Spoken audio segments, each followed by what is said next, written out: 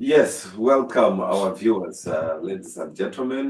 This is One Nation Radio. It's the voice of Rwanda diaspora.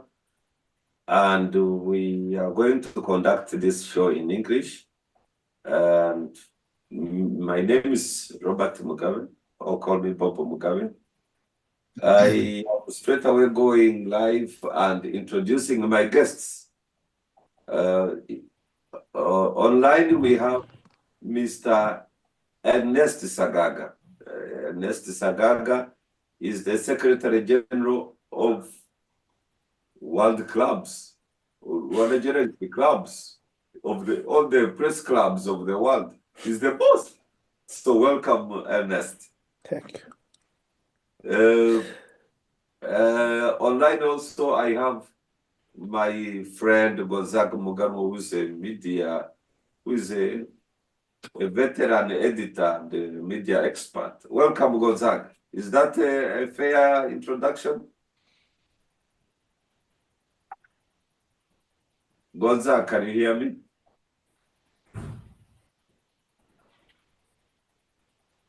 Okay, Gonzaga, if you are still struggling with your computer, I know some journalists be like going and running.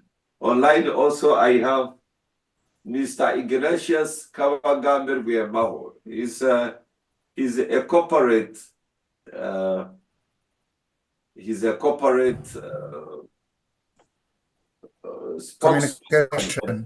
communication, yes, corporate communication.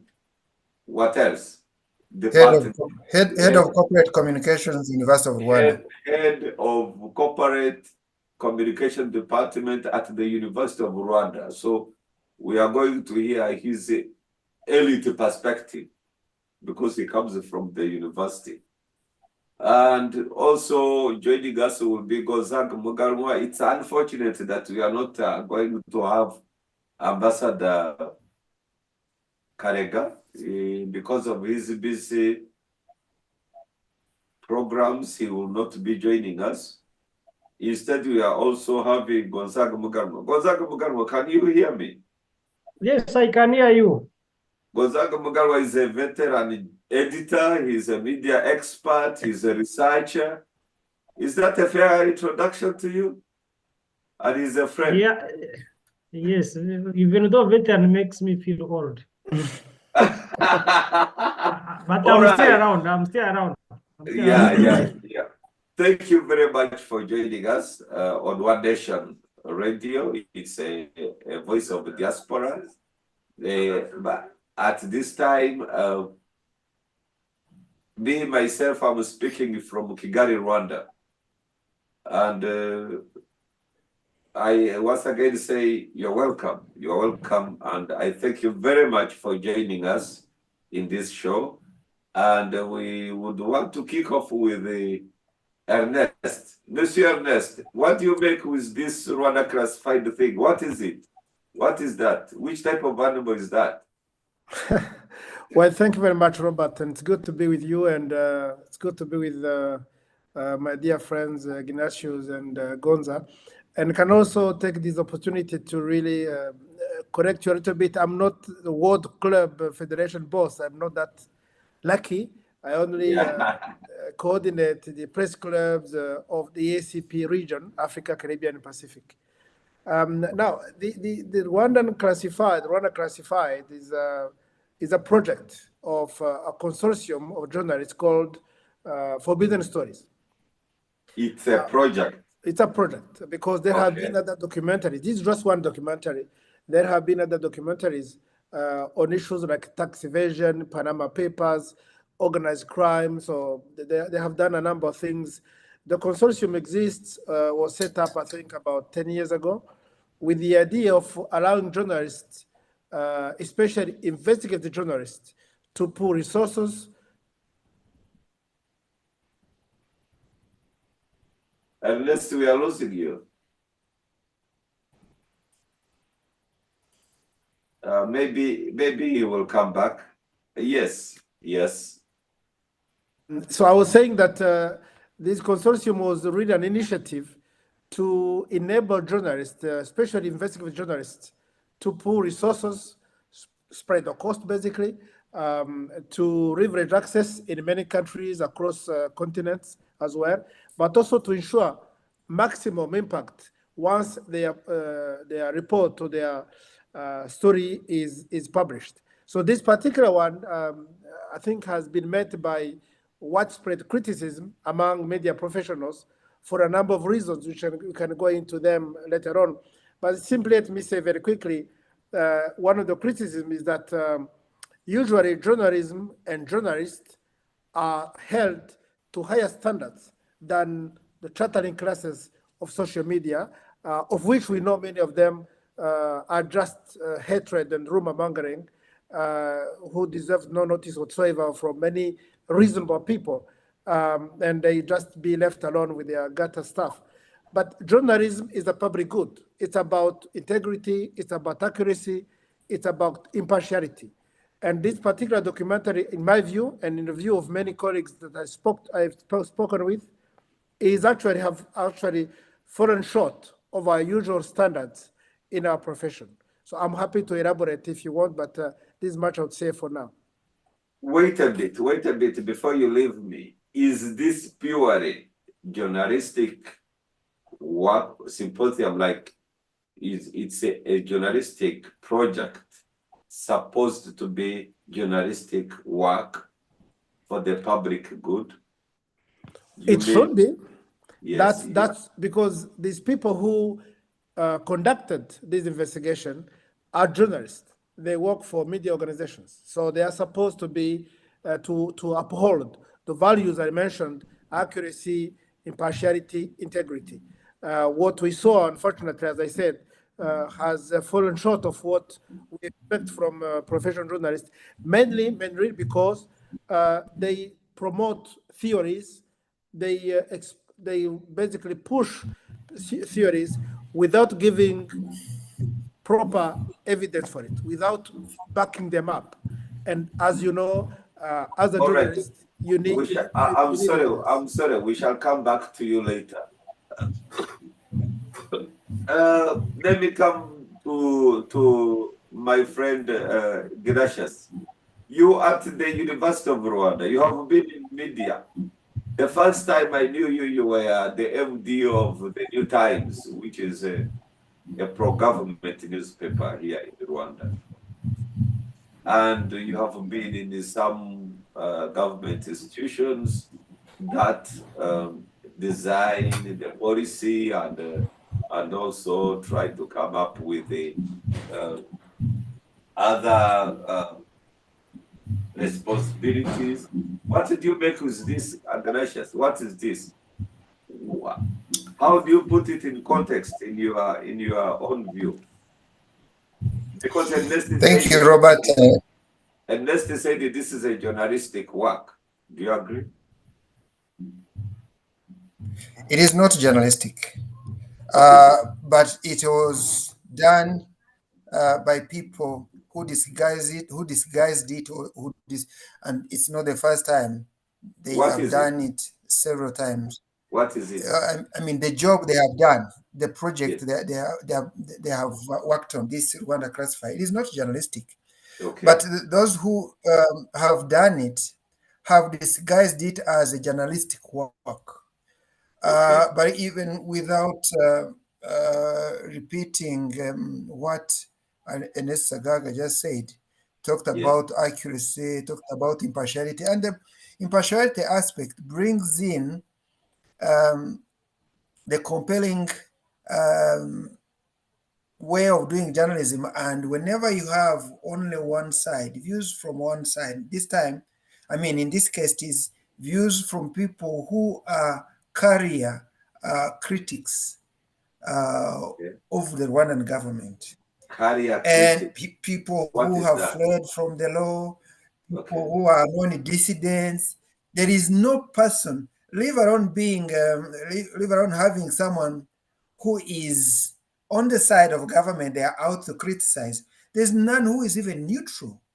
And so that aspect alone, and it is a critical aspect of journalism. The moment you have a story that only has one source and not the other, the story is not complete. And this time is not only one-sided from people who are not part of government, who are not in Rwanda. It's people who are known to be for their lives against the Rwanda government. So basically from that point alone makes it non-journalistic. So you think this is politics? Pure politics, actually pure politics, and it is an agenda. I mean, but it is not a new agenda. It's an old agenda. Like the stories are not new. Yes. Even the agenda. You are breaking up. You say the stories are not new and the agenda is not new. What is it? Can you hear me? I'm sorry, Ignatius, I'm losing you. Gonza Kamugamo, Mr. Gonza Kamugamo. What is your take on this? Yes. It's not. Ignatius, hold on. Mugarwa, can you hear me? New, and this is an agenda that wants to put Rwanda. You're not hearing me? Seems Gonzaga can't hear you. I can see his audio is doing connection. Okay. So you said, I'm sorry, I'm coming back to you. You said this is politics. Yes. The stories has been there. And Yes. number 3 is that they have an agenda. Which agenda is that? Yes, an agenda that has been there for the last 30 years.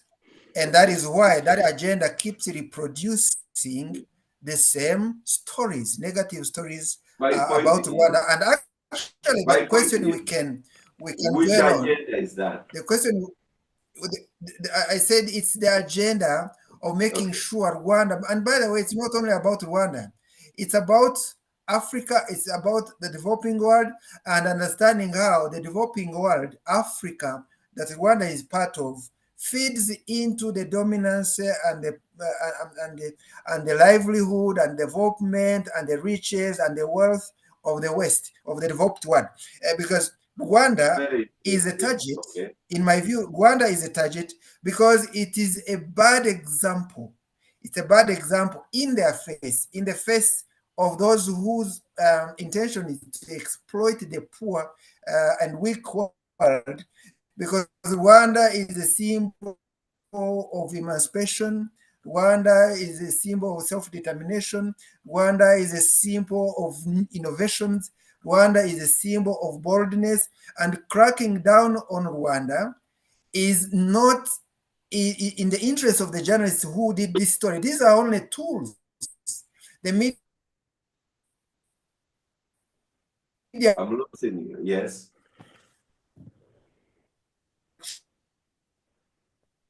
I can't hear you. I'm losing, but you are losing connection. And Mr. Ignatius Kavagambe. Okay, thank you so much. We shall come back to you, Mr. Ignatius Kavagambe. Mr. Gonzaga Mugan, I can hear. Yes, I also have a problem of intermittent connection, but I don't know whether you can hear me right now. I can go ahead and make several of my points. Unfortunately, I did not hear what Ernest had to say. But number one, my first point is when you look at the whole concept of forbidden stories, since it was begun, for journalists, it would be a good thing. Yes. Why they set up the whole idea. But when it comes to because I have followed them since it was created. But when it comes to the specific stories made about Rwanda, there are several factors I think Kavagambe touched about them. The principles of journalism, what we'd expect if somebody is going to make very serious allegations against a government, against diplomats, against officials whom they name in certain stories. There should be a certain standard of verification. If you are told the story or something by somebody, especially that is very grave, journalistically you need several sources to corroborate that information. You cannot depend on just one person who said, I was also told. It's not like a first instance source. So it brings into question most of what of this work is all about. The other thing about forbidden stories, my understanding of the concept is to bring out something new, something they felt by harassing or intimidating journalists, or in the other cases by killing journalists, like what happened in Cyprus. I think when they started this, they were supposed to come out with information that otherwise is not known. Now, almost all the stories that were published or the documentaries were broadcast, they are discussing issues that we have known, that have been there. Whether they are accurate or not, that's a different fact, but this is not something that is new. Maybe what is new is the audiences they are targeting, because they are, many of the stories are in the languages other than English.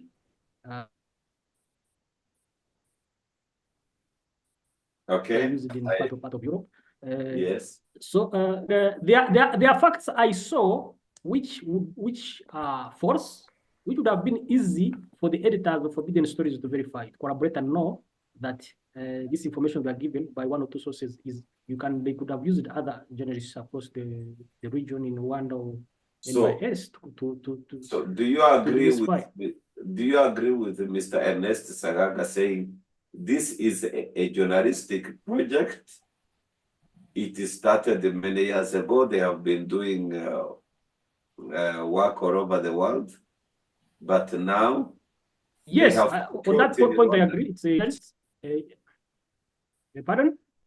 So they have kind of like fall short on Rwanda in reporting about Rwanda. That's what you say. They could have done better, given the availability of resources they have, both in experience and in money, in logistics, and people willing to contribute. Definitely, they could have produced much better products. They could have come up with new information. They could have easily demystified some of the myth, and which make people like Kawagame believe that there is a huge conspiracy against Rwanda, which personally I don't. I don't think so. Probably this one was big because Rwanda is making it sound like it is a neo-colonialist agenda to suppress the weak Africans, so that someone has to prove me wrong. Someone has to prove me wrong. That's a very good point. That's very interesting. Yes, a good point to say that somebody has prove you wrong, but that is not my job. But you also haven't presented evidence that is so huge. But we know, especially when you look at the funders of these organizations, some of the Yes, I can't hear you. By the way, Robert, just 1 minute. If you can hear me and the funders, Gonza is not doing that. Hold on a bit, Monsieur Gonza. Ike, come in. Yes. I was going to say that thank you for being, I mean, you are the part of who organized this. Thank you for being better than the Rwanda classified team. At least you have someone like Gonzag who is saying he's not agreeing with me. This is very journalistic. Those guys didn't even have anyone saying anything different from what the other is saying. So we are doing things in a much better way than the way they are doing it. By the way, if anyone wants to call it journalistic, let's agree that the principles of journalism they based on are pathetic. So we can either say it was pathetic, very bad journalism, or we say it is not journalism at all. It's pure propaganda. Wow. It's very hard to separate, at times it's very hard to separate propaganda with the journalism, because we are, like somebody said, we have been infiltrated. The profession was infiltrated by other forces long ago. Okay. But when you look at the content, of course, for people who have not been following Rwandan stories, may think this is new, this is groundbreaking, and everything is accurate and so on. But us who have been following, who have seen these stories, yes, as Kabagame says, I mean, they did not meet standards would expect, given the audiences they are serving, the huge audiences, given the resources, given the possibility of getting information, but also the concept of forbidden stories. What exactly was John Williams investigating that you see in these stories? And actually, that's where one of the areas I have an issue. Okay. You have because an I know issue. John Williams very well. I knew him very well. I knew Samuel Baker very well. Yeah, because one of the stories they referred to, I don't accept what happened, where they talked about that Williams and Baker were working together on a project in Congo. There's no possibility of that. That Baker and Williams were working together on a specific story in Congo. Yes, which could have created problems for them, one running to exile or not. I know them very well. The possibility that they could sit down and work together on a single project is zero. Robert, I'm very much aware. I know you know me, we know Baker, he knows us, and we know the relationship between the two. I'm very sure that they couldn't sit on one table to work on a certain story. That was not possible because they're working there in the newsroom downstairs. I remember Sagaga visited it many years ago at the association. They worked there for very many years, and I was in charge of the press. So I know very well the possibility that they were working together on a story about Rwandan soldiers dying in the Congo is zero. So this is information the editors at the Forbidden Stories could have easily verified. Then they would have known that some of the sources they're dealing with are not reliable to the level of why produce so much content on serious issues, which affected the reputation of very senior people, including diplomats of Rwanda and others. When you would base, you could easily verify that the sources you are using or somebody is providing you with background information are not of credible reputation. So that is a serious error, a serious shortcoming on the managers or the editors of Forbidden Stories. I told you at the beginning, for me, I have no problem with the concept of why Forbidden Stories is there. We know we have many places in the world where press freedom is limited.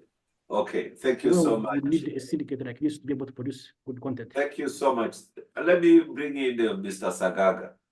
At a certain point, I knew you were heading a certain world. You were a head of one department of association of a federation of journalist associations and everything.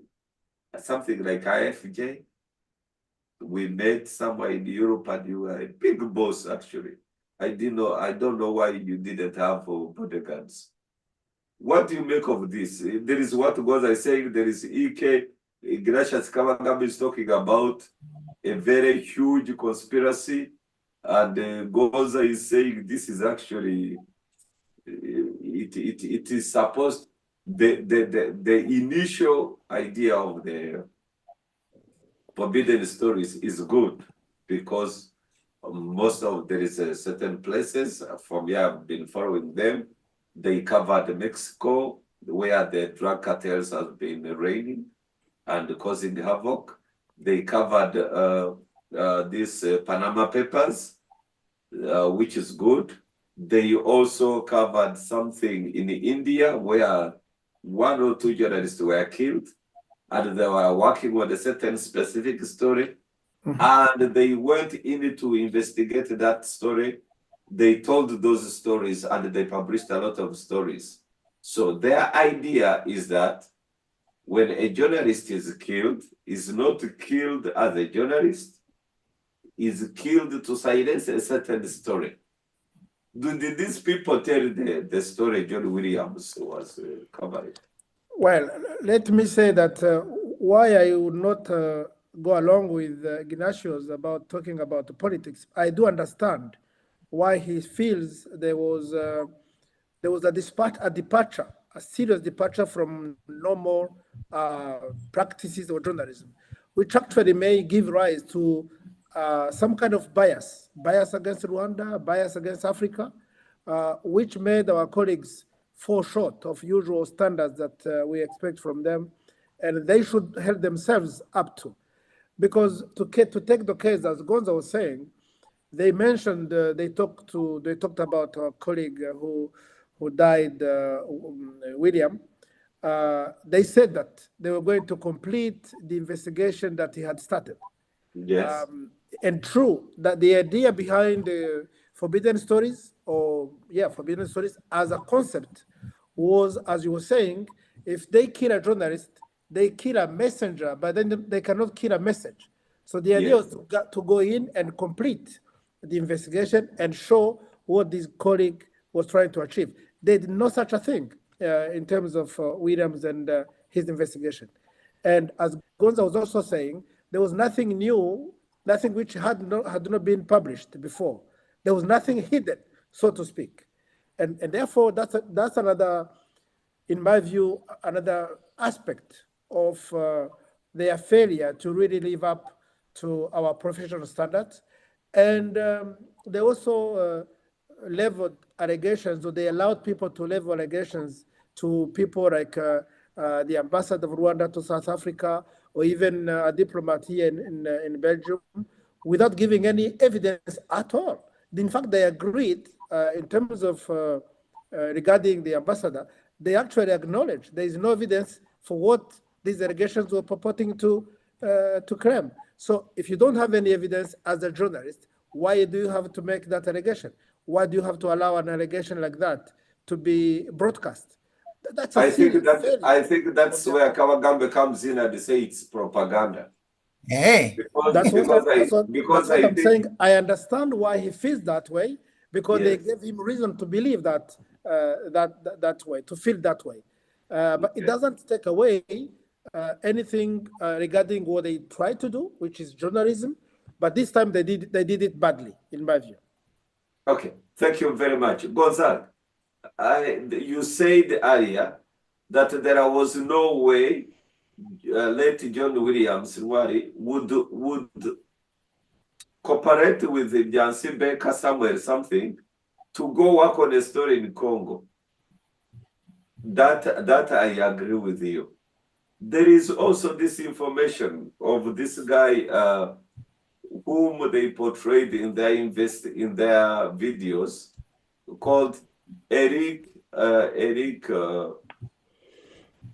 This guy is called Eric something.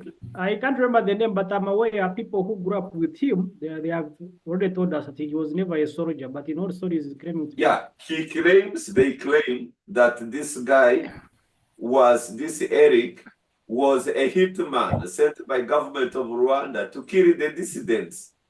And the information I'm receiving currently is that this guy is a pure civilian. He has never been in the army. What is that? He was a student at the academy, the one in Chicho. Those days, those went to school with him. But you see, the issue is that we're not going to go into the details of every person they are talking about, every story, trying to. No, I'm trying to point show. Out I'm trying but these are several examples that prove what Mr. Sagaga also said, that they fell short of genetic standards, and they could have easily verified some of these facts, because I know some of these people came to Rwanda and interviewed a few people. That's one. To reaffirm what I'd said earlier about Williams and Baker not being able to work together, because I worked with both of them, and I was contributing to M28 investigatives when Baker was still here. And I know very well, he never left the country going to exile. Nobody was running after him. Because even when he had gone to Europe, he came back for a few errands until after he published his book. Then he decided to declare that he's in exile. But you see, we may lose the bigger picture if you concentrate on a few individuals. But I raised those points to re-emphasize my position that the resources Forbidden Stories could have been used better. Actually, they could have used them to balance, since we have said that some of these stories have been there for very many years, they could have used those resources to balance the allegations made by people, some of them were genocide fugitives, balance them with the other people. Even they could have interviewed Mr. Kagambe, he is knowledgeable on several issues, balance them. So the fact that they did not use the resources available to them. Okay, thank you. Kawagambe. Yes. They did not serve the memory of Williams. They did not serve justice to his memory. Gonza, sorry to cut you short. Kawagambe. Yes. Can you hear me? Yes, I can hear you. Was John Williams Nwari killed by the government? By the way, I Yes know or two no? things. Two things I can say. No, yes or no? I don't know who killed or the nature of his death. I only know what I saw. Okay, That tell it us was what it was a car accident. It was a car accident. Okay. That is it. Now everyone is free to doubt that, to question that, and well, doubt it. That is one. Two, I also know that government has come out categorically and denied its involvement. Now, and that one is a fact that government denied its involvement in the death of William Zinwari. What remains, and that does not necessarily make government pure innocent, but it in equal measure doesn't make it guilty at all because someone suspects that government was involved. And that's why an investigation gets called in. And now here someone comes up and draws conclusions that government was behind the death of William Zinwari before the investigation was concluded. That's wrong journalism, in my view. Thank you. Let And me that's one come. point. Point number, I wanted to make another point. Please come. Okay. Yeah, we are talking that we are saying this is not politics, but we are saying it's not good journalism either. And I was saying that journalism that is not good, you always need to be suspicious what makes it bad, because the people who did the bad journalism are capable of doing good journalism. So if it is not politics, and I'm not here to say I have all the evidence 100% that it's politics, someone needs to tell me what it is. Is it business? I mean, commercial venture? Because it's bad journalism. That's point number one. Point number two, and my last for this. We all know that any media house has an owner or has a funder, be it CNN, be it BBC, be it the New Times, be it the New Vision, be it the Guardian and Mail. Don't go there. Mail and Guardian. Don't What I'm trying to say, yes. here is my point. Yes. You will never go, you as the editor, the chief editor, the editors, the staff of the media organization, you can never go against the interests of the owner. Now, I would like to ask the question, does anyone know who funded this project? Because if we could have an idea of who funded the project, we could understand where they are coming from. I'm trying to take this to my critical thinking and just go beyond saying, oh, this is bad journalism, but it has always been there. And there is a reason. So what could be the intention? What could be the interest of whoever put money into this? Because Becker could not have done it out of his own meager savings, or anyone who was involved. People are talking about 2 million, maybe it's less, maybe it's more, but someone put in good money for this to come out. Who is he? Who is she? Who are they?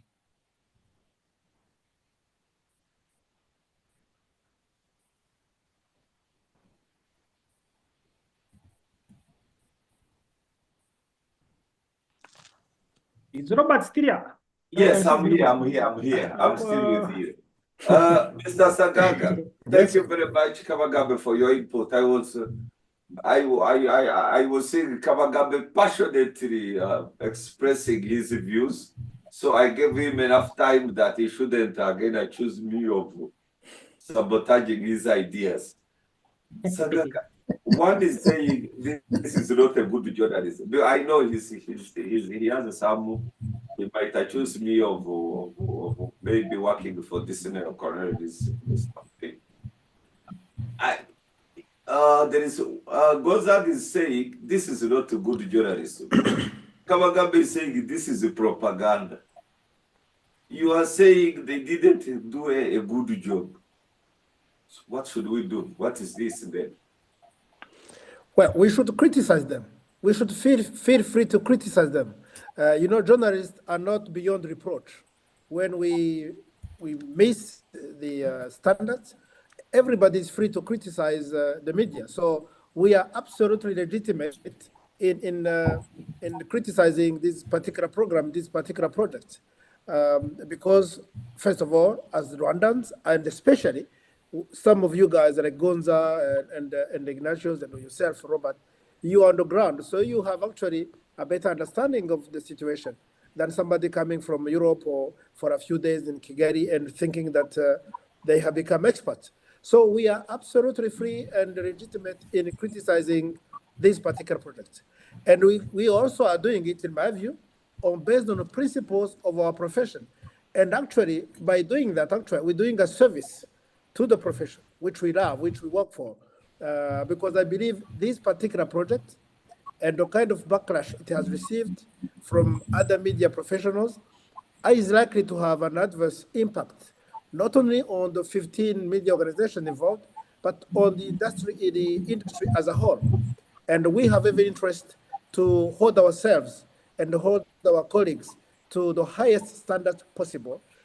Especially, what really struck me was the fact that the timing to produce the documentary why we are actually through the remembrance period for 30 years Excuse me, since the genocide excuse, against the Tutsi in Rwanda. That excuse was, me, in my Ernest. view, bad timing, bad taste, and poor journalism and poor judgment. Thank you, Ernest.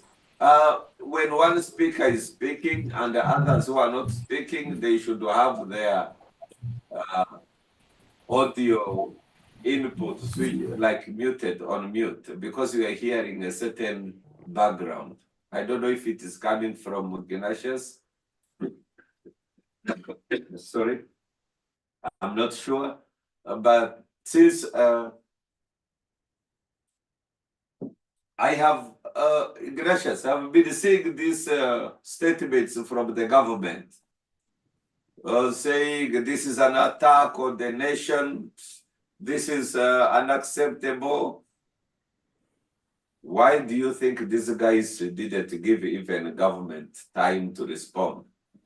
Like even in the... So, for one simple reason, because that would be against the agenda.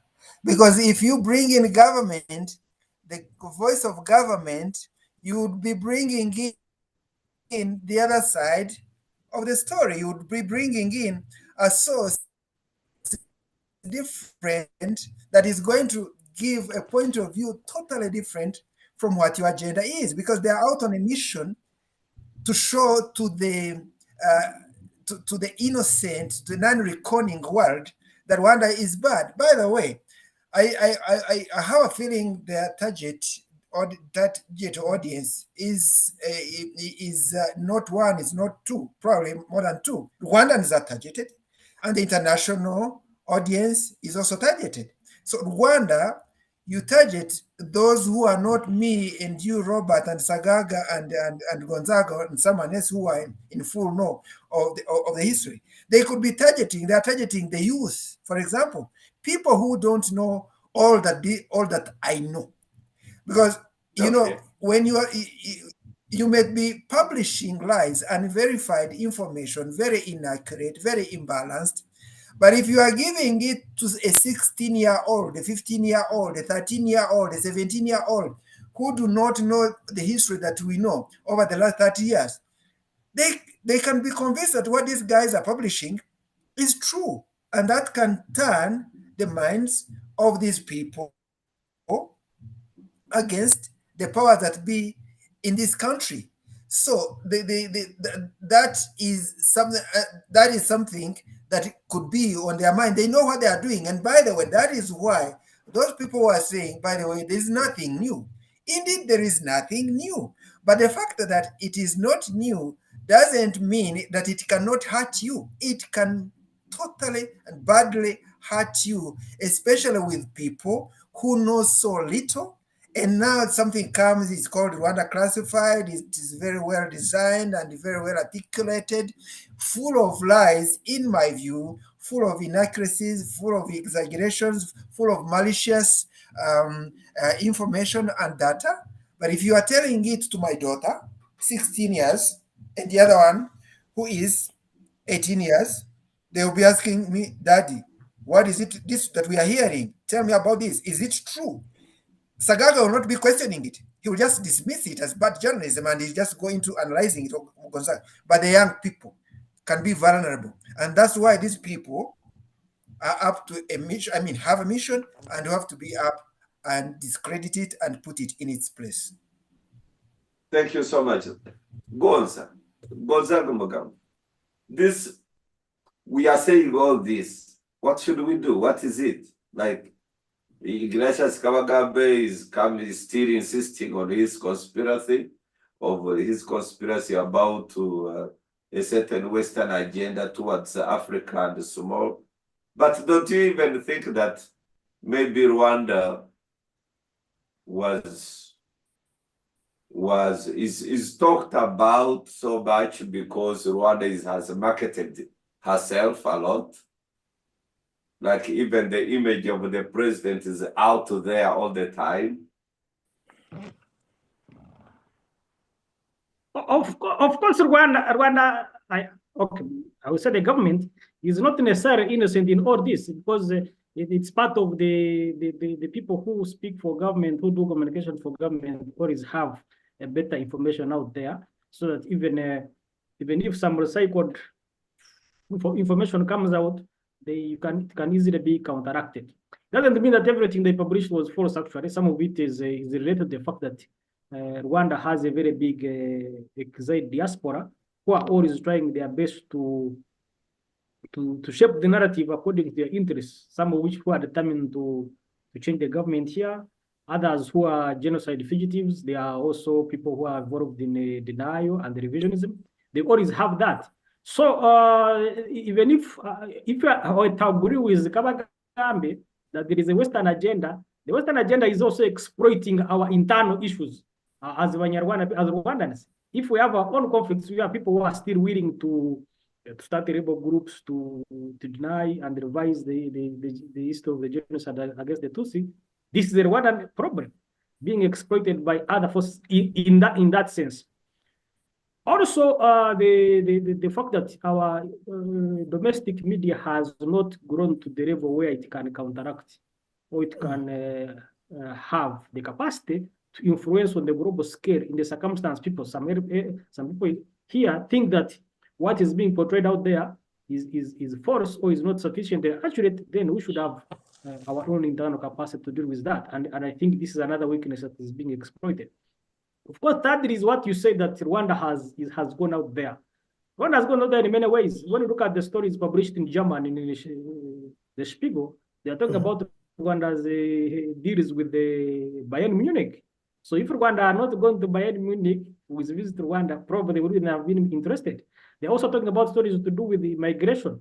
You have to remember that in Europe, migration is an electoral issue from the left and on the right.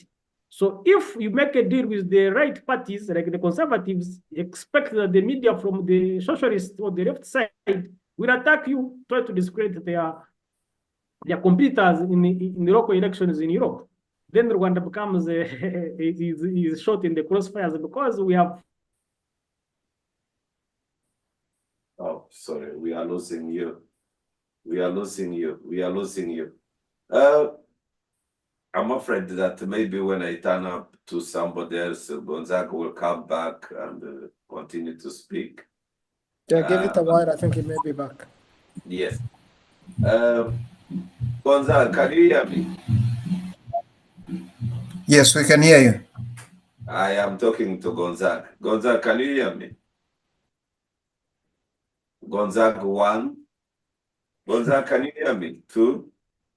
Let me go directly to Mr. Sagaga. Yes, Mr. Sagaga. Some people are saying that this is propaganda. Your friend is out there. Kabagamba is alleging that this is Western. Goza is talking about some media, some internal politics of some of Western countries trying to solve their issues by. But what exactly, as you have been a media leader for the last 20 years, what do you think? How should the government respond? Well, first of all, I think in that documentary, I saw some interviews with government officials. Of course, there were fewer and far between in comparison to allegations of people making allegations. So there is at least a beginning, the beginning of the view and the position of the government. Now that the documentary is out, there is nothing stopping the government of Rwanda to engage in what I call public diplomacy and put out its own narrative, basically try to put at least these facts in their proper context and therefore balance, as Gonza was saying, even though there is no particular imperative for them to do so, but they. Oh my. Ernest, I have lost you. Make sure that you fix your cameras and Gonza fixes his. I'm back. Okay. So I was saying that there may not be any particular imperative, at least for the government of Rwanda to get involved at this stage. But it seems to me that at some point there will be a need to redress the situation, to counteract these allegations. Which way they're going to do it and when they're going to do it, that's in their gift. Do you think government can bring their own narrative and put it in Dutch papers in Dutch? I think in a way it's possible because any embassy actually, you're making a good point. By a profession, any embassy of Rwanda in a country where this documentary was broadcast or published can actually request a right of reply, either to the newspaper which published the article or to a broadcast media which put out this. So they can do that. Whether they would choose to do it, that's as I say, their gift. Okay. I have more questions for you, Mr. Ernest. Do you think Rwanda media is free? Well, you know what? I think Rwanda media is actually free. The only problem is, what is freedom? Because we don't have freedom to restart teaching and pushing hatred and discrimination. We don't have that freedom, and I hope we never have it. But Rwanda media, in my view, is free. The problem is, what do you journalists do you with that freedom? What Gonza was saying, there is a lack of capacity to actually be able to provide a counterweight to this kind of documentaries, this kind of publication. So the ball is actually in your court. I believe, as somebody told me very far away from my homeland in the Philippines, that the best defense of any press is their excellence. So it's up to you, given where we come from in Rwanda, given the role of the media during the genocide against the Tutsi. Certainly there are people who are nervous in Rwanda about unleashing a media which is completely uncontrolled.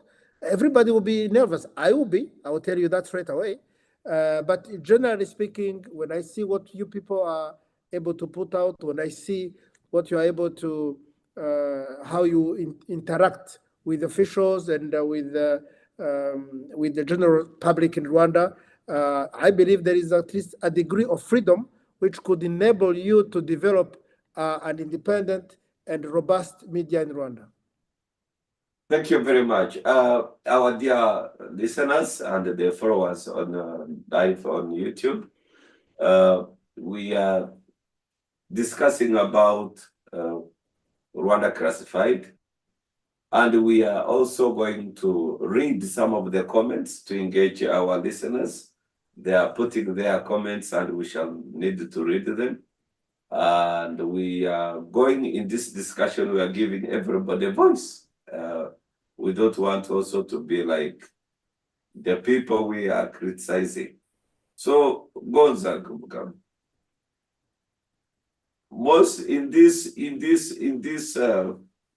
stories, they are saying that there is a repressive regime in Rwanda, and the media freedom is massive, and John Williams was killed by the government. Do you agree with that? Are you asking me? No, I'm asking Gonzaga Bukam. That is an extreme question you ask, whether I agree whether the government killed Williams or not. There is no evidence to that effect, even though it is very hard for very many people to believe the statement that was made in the court that was purely a traffic accident. Either side provided sufficient evidence. And even the journalists they are quoting, I think people from Human Rights Watch and some others who are always making those allegations. Upon the death of Williams, because I knew him very well, and I made it very clear, while indeed he was critical, he was doing stories some people did not like, he wasn't doing anything that I would think a government like this one, which is very well consolidated in the power, has vast resources, would think he was a threat to eliminate him. I don't think so. There is no journalist in this country who's doing anything to threaten the status quo. That murder is the only solution. Do you think he had a story? Do you think he had a story worth of his life? No, because we discussed, we spent a lot of nights together at the press house for very many years. We discussed many things. You told me his challenges, including the existence of certain threats. But these are issues you have been talking about for more than 10 years, even when he was working at radio, if you remember very well, many years ago. There was once a case. I don't want to go into details of somebody who's deceased, because he's not here to. But my point is, no, there is no evidence to the effect that the state, the government would want to eliminate Williams. He was one of the, of course, few independent journalists, but he collaborated with his publications belonging to pro-government actors. We had no problem. And there have been, I think, Sagaga had gone off because of connectivity. I heard him say that it's sufficient, at least, if I may quote accurately, for the media to grow, to thrive in Rwanda. I think so, yes. Most of the software needed for media growth exists. There are a lot of educated people. It is very easy to start a publication, the website. YouTube channels are completely unregulated. Anybody can start. And if you take your time to look at them, there are hundreds of them. Everything you can imagine under the sun is there. They are broadcasting it. Yeah? Because in the information age, I think everybody believes it is no longer possible to go out trying to regulate what people communicate. Instead, you have to go there and communicate your own position so that Kabagambe's teenage children are not misled by whatever information is out there. So I don't buy the allegation. Of course, Rwanda has a particular reputation, part of it, of course, borne out by certain facts that it targets dissidents. There have been cases where it has been publicly admitted that certain dissidents have been targeted, especially those, what they say, those who cross the line, those who take up armed weapons, who take up weapons.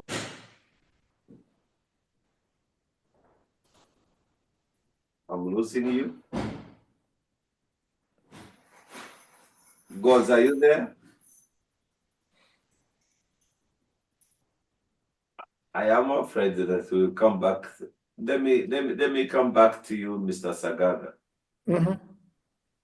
What should we do when it comes? Gonza is talking about a serious issue, that there is a software available for media growth in Rwanda. And I agree with him that some of these issues are a result of the media, which is not grown enough to have positions on some of the.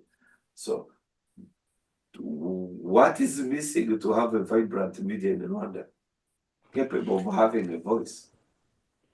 I wonder if I'm the right person to answer that question, because you know more than I do, but I think in any developing country, and Rwanda is one of them, as any other industry or sector of life, it takes time to build a strong, independent profession. That's not only in media, that's also in. Oh, I'm losing you, my friend Sagaga. and I can see Mr. Kabagabe is positioning himself. And yes, I was saying that it takes time to build a free media, independent media to grow. But what we mean by growth? First of all, you're talking about training, capacity building, so that people really become professionals, and that will take time. But I'm glad to hear Gonza saying that the basics are in place, the infrastructure is in place. So I guess what is now remaining is just a matter of time for people to take advantage of that, and especially the youth. And I hope that in not a very distant future, we will have properly trained, experienced journalists able to make Rwandan press free and responsible. Let me stress the word responsible, because as Gonza was saying, there are some particularities of the Rwandan media in our context, especially the role of the media during the genocide against the Tutsi, the hate media. We need to really turn the page and do so once and for all. So I'm looking toward the youth to provide us with, you know, as best as they can, a free press in Rwanda. Okay, let us, gentlemen, just to give me somebody was there is a comment here. Somebody is, and I would love you people to listen to it. One said that, Robert, how come that you host a gender impartial discussion that we didn't have a woman here? So that's is going to be a serious. I hope you should plead guilty straight away, Robert. Yeah, guilty as a child, and I'm going to ratify that. Another one says, I'm enjoying your discussion. This is called Moses. Thank you. Another one is saying, why should there be a Rwandan government input in an investigation? Another one said, with the Panama Papers, was there an input from this talked about? Another one is saying that you guys are trying to defend the indefensible. Jean Dallaire is saying, knowing the truth, seeing the truth, and still believing the lies means stupidity. Come on. I don't know who he's addressing. Lapo says, why did you do it in English? It's clear for Rwandans. Or, yeah, I'm not comfortable in my Kenya Rwanda. We shall bring also a Kenya Rwanda version. Another one is saying, what do you think the government should do when someone declares publicly that he or she is the enemy, or someone declares that he or she is going to wage a war on a country? Thank you so much for let us keep this show moving. We appreciate your comments, and we would love to come up with very many comments, and we are following these comments. So let me come back to our panelists. Goes. Are you trying to defend the indefensible? The comments are interesting, and I largely expected them. And as I said, I'm not in charge of defending the government. It has sufficient resources to defend its image. I'm giving my position as an analyst. And yes, there is an issue that I want to talk about, which continuously comes about. The fact that people are saying that these stories are coming about their old stories. Of course, they are old stories and old allegations. Some may be new, but that is a fact of that we have the same president for a very long time. So his critics will remain the same for a long time, and the talking points will remain the same for a long time. But I think the Rwandans prefer that he stays. So we shall go with his successes and and whatever they blame him for some time. That's There is a fair. Yes. there is a pardon? Go on. Yeah, of course. If we had changed the president in 2017, most of these issues would not even be coming about. They would have gone with the leader, but the majority of Rwandans preferred that situation. And somebody also made a comment that I had referred to. Which is that if you declare war, violence, don't expect those you are declaring violence upon will not respond violently. I personally, one of the things I would wish is, even though it is hard, is for our political. Your connectivity, monsieur. Your connectivity is not very friendly. I'm losing you, Gonzaga. I'm losing you.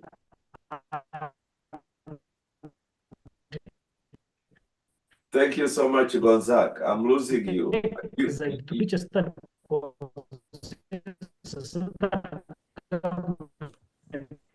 consensus that eliminates the need. Thank you so much. Everywhere. We were losing you. Ernest. I can hear you now. Okay, thank you. Excuse me, Robert. Yes. Someone accused you of not being gender balanced. Yes. I'm going to accuse you of being biased in another way. Okay. I thought you are going to be coming to Gonza, go to Ernest, go to Kabagambe, come back to Gonzaga, go to Ernest, go to Kabagambe. But if you are going to be with two people 3 times talking and not me not giving my views, which I have. Okay. Then I'm going My apologies, to give up please. My apologies, Monsieur. Monsieur, gracias. My apologies, please. Let me come to you. No, you can go on. I have lost you First already. of all, I've lost you already. I can't no, see you haven't lost me. You can hear me, right? No, I want Maybe to you are see your not seeing face. me, but you can hear me. Okay, thank you. By the way, you have been following, you have been hearing these comments. What do you make of them? Yes, first of all, some of your questions that you were asking, and they gave you the answers. I would also like to give you my quick comments. Is media free in Rwanda, for example? That was a good question. My answer to that, for example, is that if media wasn't free, if it was stifled as many people claim it is, you wouldn't, for example, at this moment in time, you yourself as Robert Mugabe be asking whether government did not kill Robert Mugabe. Because, William Zimwari. Because Rwanda has pronounced itself on this so many times. And for you to come out, because that means you didn't believe government, you are still questioning, you are still, you think that probably what the government is saying is not true. You would not do that in North Korea, for example. You would just be there towing the line that government has said. So the fact that we can even discuss it here, that one should be attributed to a government that allows people to express their views in agreement with the government. I agree with you. I think, yeah, you can go ahead. Your connection is really bad. Or in disagreement.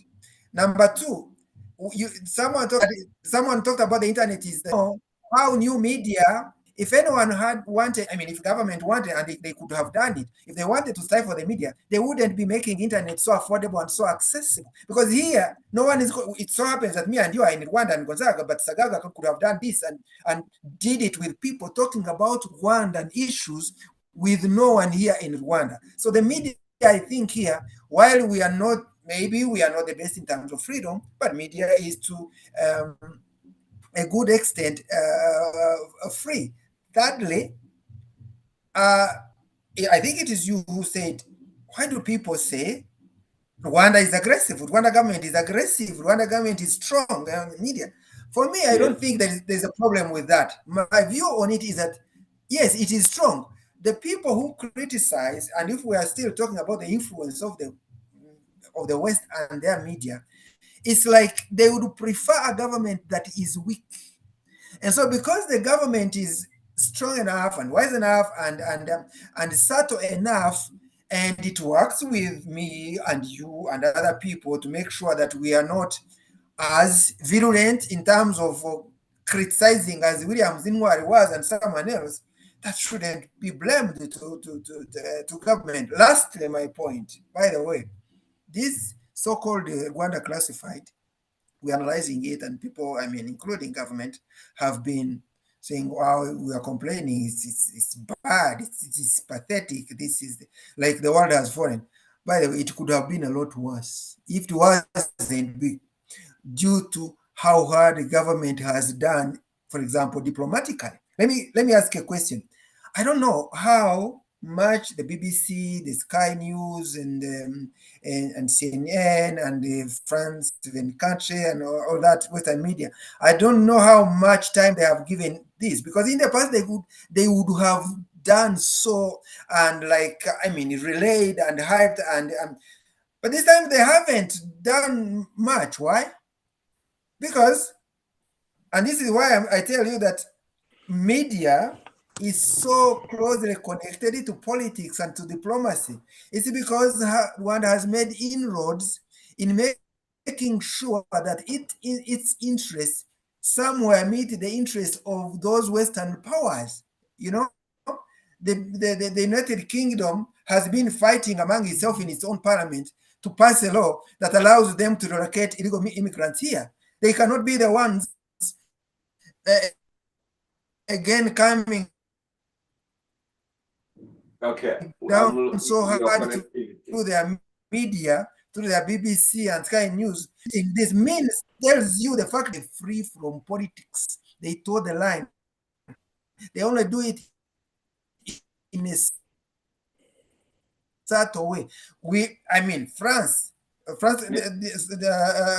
think it is the ambassador of France to Rwanda, that he liked a comment from a government official who castigated the Rwanda classified.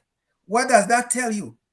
So we really need to understand these things, where they meet, where the interest meet. Media, there's nothing like, actually, in the media world, when you are totally objective, the objective means so in the middle of the road, so neutral, no one will give you a job.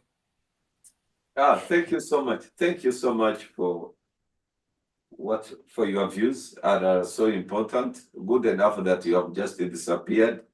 There is a certain comment which I'm putting to all of you. There is this person is saying, but I got a question though. What you all think about the project of these 50 journalists? Do you think it's a success or a flop? An honest answer, please. Don't be diplomatic about it. Let's go. Can you hear the question? Yes, I had a question. The success or flop of it depends on what was the intention. I think the intention was to do journalism. I don't move directed to imagine some serious conspiracies. So if they manage to get the resources, cover stories, travel, interview very many people, probably earn a living, because at the end of the day, journalists also need to earn. So to that extent could have been a success. Now, the second issue was because it was done to continue the work that was being done by John Williams. I get a feeling, because I knew most of the journalism William was doing, this is slightly different, because they looked at a bigger scope of President Kagame's rule, whether he's an autocrat or not, and took their own conclusions. Most of the stories he was covering, which they talk about, to an extent, had to do with the the welfare, you remember the big story about the serum which was being relocated, Yeah. compensation issues, people here who are in prison, including some YouTubers he was covering, and so on. So those stories that he was doing on a day-to-day basis, which I think should continuously be covered, are completely not touched on this issue. So to that extent, it was not a success. Also, I'd prefer if you are doing work in the name of a journalist, meet the journalistic standards that we all have all come to accept, that will differentiate us from being suspected, or people are suspected of doing a hatchet job or doing propaganda and so on. So to judge whether the other thing which I should underscore is that journalists should avoid being caught in the very divisive politics of Rwanda. There are a set of people who are very, very pro-government, and there are people who are determined that there will never be anything good coming out of President Kagame's government. So if you get caught on one side and you decide to propagate it 100% without even trying to balance, to verify, look at all the people they interviewed. Those are people, most of them will never, even if it was 100%, even when you say something positive, because some of them we have interacted before. If you say anything positive about the government, they immediately get angry with you. They don't even look whether what you are saying is fact or not. So it would be a failure if journalists, professional journalists for international media organizations get caught up within very divisive politics about Rwanda. So to that extent, it would be a failure.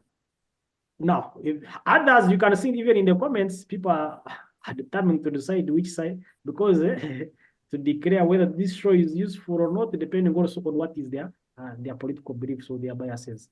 So it is important for professional journalists to provide a way forward that follows facts, that is accurate, that cannot be perceived to be following an agenda somebody doesn't know about. Ernest. Now, could you repeat the question? Was it a success or a flop? You mean the documentary? Yes. Well, it depends on. I suppose it depends on this consortium from whatever objectives they wanted to achieve. In my view, it's a matter of interpretation. I mean, there could be. You say it's a matter of interpretation. They could do. I'm losing you. Yes, please. My own view. Yes. And as you say, we can be frank. I believe you have that permission. The thing is, as I know, I've been here for over 25 years in this profession. Rwanda, especially the current government in Rwanda since 1994, there are two schools of thoughts about the Kigali government. Some people in Europe, I'm talking about from the European point of view now, they actually are in admiration of what has been achieved. Their default position to say, wow, you really have come from far and you have achieved so much. And they tend to be either friendly or at the very least open-minded about what's going on in Rwanda. There is another side to it, which is basically as the default position, they simply don't accept that Rwanda could achieve what it achieved. It's their default position. And therefore, whatever comes out of Rwanda either has to be doubted, if not completely dismissed. And I fear, that's my personal view, but I fear this particular documentary aimed actually to the latter.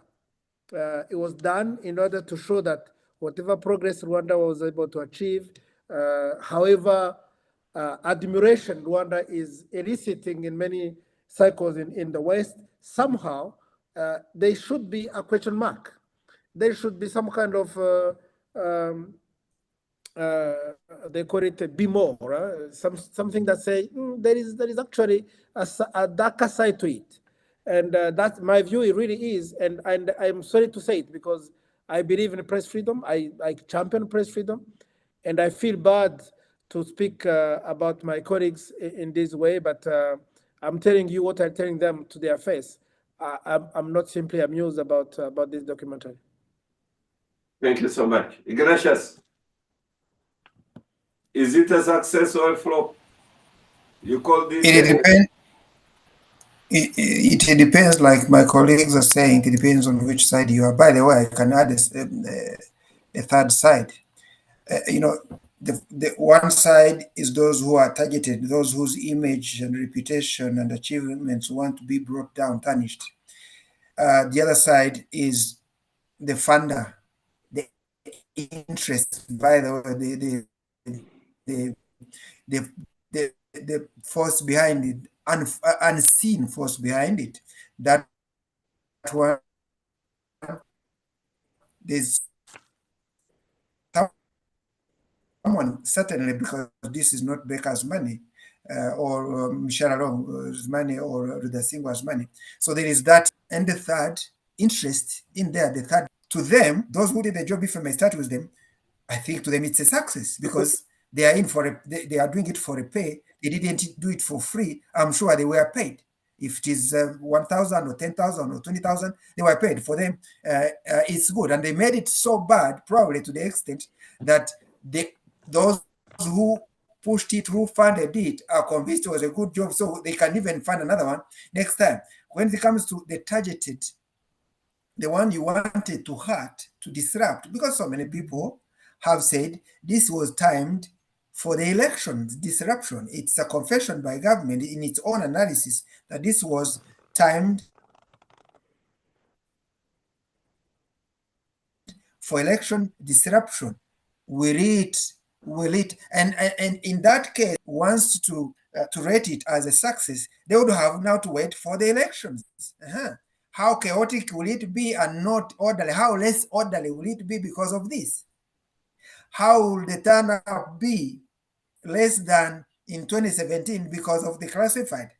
How will RPF, the ruling party, the expected winner by big majority, move from 2017, 98, 99, 97, I mean, figure 96, and come down to 70, for example? How will this affect the popularity of RPF? You're leaning on the side that it will have no effect. But the reason we are here and talking about it, and we'll talk about it tomorrow and another day until when we shall feel like we have said enough, is because of the reason I said before, because you don't take for granted. Someone may come and vote for RPF, for example, for Kagame, but when they have a changed view of him as a leader of his government, as a people government. So, and those are the young people I say. So we have to always be out there explaining how baseless this is, how bad intentioned, how in bad faith the project is. So we are in it. We are here. It's like a battle, if I may call it like that, battle on media. So how successful they may say it was will be based on how many people they convinced, not necessarily through the votes, but behind the scenes, on the ground, in our living rooms. How many people have they managed to turn against President Kagame, RPF, and the government of Rwanda because of the Rwanda classified? In my view, because of the efforts that I see with us and other people, I don't think Rwanda classified will be rated a success at the end of the day. Thank you so much. We are almost coming to our end of the show, and I'm very glad that you are here. But Gonza, I still have some one or two questions for you. Do you think that this is another like untold story of BBC or something? I don't know. But as a journalist, of course, by nature, I tend to side with journalists, even though at times things don't go as they're supposed to be. I don't know why you compared it with Untold Story, but this is the scope. These are several stories, not just one story. And the number of journalists involved are very many. But as you said, what would be the impact? Would it change the perception of the target audience towards Rwanda, or specifically the government of Rwanda? Could it influence partners of Rwanda, like Visit Rwanda partners? Because if you try to affect those relations, it would in the long run affect even citizens, because if the tourism sector stops growing, it means there are people who lose jobs. There are lots of investors who are putting their money based around Visit Rwanda. So we have to observe what impact will have. Given they are not bringing something new, I don't expect much impact, other than the fact that they are targeting audiences using languages beyond English in Europe. So it could, in a way, influence a few people here and there who are hearing these stories about Rwanda for the first time. Excuse me. So you mean they are targeting the ignorance about Rwanda, trying to bias them? It's one of the interpretations I've seen. I've gotten from the whole from following several of the stories. I haven't managed to watch or read everything. But you know, when everybody producing content has a target audience, and we believe influencing how they think about a particular issue is also part of a goal, of an objective everywhere. So that's what we have to observe in the short and medium term, if these stories could have a significant impact on how those people perceive, or those who are learning about Rwanda for the first time perceive. But also you have to also understand the people mentioned. Some of them are active diplomats representing the government of Rwanda abroad. How do they relate with fellow diplomats and other people they talk to when somebody has been accused of grave or heinous offenses in the media? But I don't expect any significant impact on how Rwanda relates, how Rwanda is perceived globally. It has diversified its interest, not just in Europe, in North America, in Asia, in the Arab world, in Africa, in a big part of Africa. Rwanda has good relations. Though my main issue or my main takeaway would be what we discussed earlier, how to continue developing our own internal capacities to deal with these issues, but also to provide professional journalism locally that can bring out those issues, that we don't have to wait for forbidden stories or somebody else to come and tell us what Rwanda is. Thank you very much. Thank you very much for your input. Ernest, if I give you, for instance, it's a hypothetical question. If I give you 1 million or 1 million so to write critical stories or broadcast a documentary, do you think that these ones we are seeing about Rwanda classified, would yours be better or worse? It's never prudent to answer hypothetical questions, and especially from the point of view of a journalist. We should always be led by facts. Try to understand facts, try to understand their context. And journalism is never, we talk about impartiality, not neutrality. There is a reason for it. It's not about he says, she says. It's about what we're able to actually dig up and prove and back up. And therefore, I don't know whether it's a matter of money. It's a matter of principles, values of our profession. Thank you very much. Ignatius. So is your government going to do what? So now that they are there, they have. Pardon me again? So that now that this Rwanda classified or wherever they are, they have done their job and they are promising that they will produce more content. It's a series of content. What is your government going to do about it? Well, I think my government is going to continue doing what it has been doing. Coming out at such a time when these stories, because these stories have been coming out in series at different times. I don't think there is any month, probably even no week, for the time I've been in Rwanda over the last 30 years. I don't think there is even a week when not a single negative story have come out.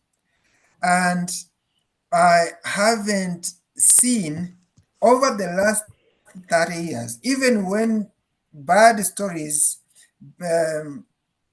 come out in an intensive way, like Rwanda Classified, in the moments of Untold Story by BBC, Rwanda Mapping, and so many other.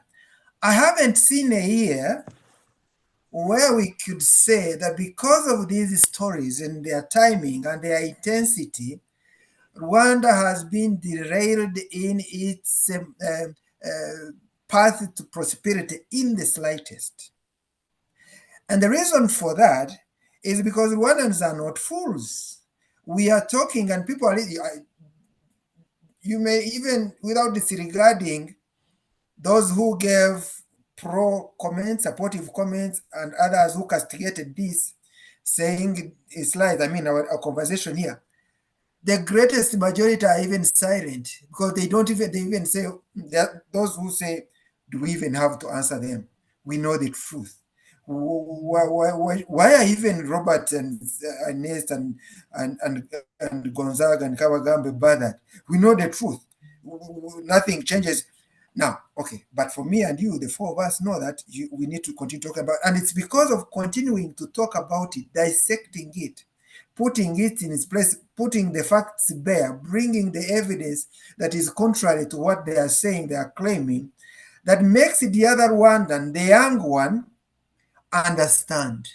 And so government of Rwanda has been so aggressive. What you can accuse it of being so aggressive in mobilizing Rwandans to understand where we are coming from, to understand where we are headed, and to understand the forces that are against our progress. And that can be called by other people being suppressive, being so dominant, being overwhelming. What's wrong with that? I don't see any problem with it. But let me end with a question. If we are saying, and this one goes to Gonzaga, if we are saying this is not an agenda, by the way, talking about an agenda, it doesn't have to necessarily be from the West. It could even be regional. Yeah, because in the region here, there is no shortage of the 2 million we are talking about that can go into that. Yeah, so we don't even know where. But but the question I wanted to ask, if it is not journalism intentionally bad with the wrong principles, bad journalism, why would a Gonzaga, for example, go out and do it? Why? You are capable. Bianci is capable. Michelle Arong is capable. Judy River is capable. Forget about Rudasingwa, he's not a journalist. He doesn't understand, he's not convinced about the principles of journalism. But if you, Gonzaga, were to go out there and come back with a story as one-sided, don't even call it a bad story, let me say, as one-sided, if we even talk about one-sided, why would you return to your editor who sent you out? How would you dare come back if you didn't earn money from MTN or from whichever entity or you come back with a story that only talks about the side of MTN and not about its customers, its subscribers, and you haven't included a single idea of the subscribers is only My the my MNSS. sincere apologies, Mr. Kawagambe. We are Why running out would of you? time. Why would you come back to that? Why would Yes. you turn in a story like that one? Okay, that is irresponsible journalism. Thank you, our dear listeners. This is the time we had for the show. Our guest is Mr. Ernest Sagaga, the Secretary General of press clubs in the world. I will keep saying that. Thank you.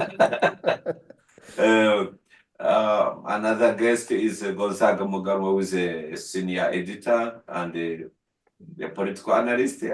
Thank you so much for joining us. Thank you for hosting us. Ignatius Kavagambe is a corporate communication director. He's a very big man. Thank you for honoring my invitation, sir. Thank you so much. Anyway, thank you for being a very, very good moderator, being very balanced, being very free, and showing that we can speak our minds. You, Gonzaga, and you are 200 times better than Rwanda Classified. Thank you so much. Our dear listeners, the time we had for the show. God bless you. See you next time. Bye-bye. Thank you. Bye-bye.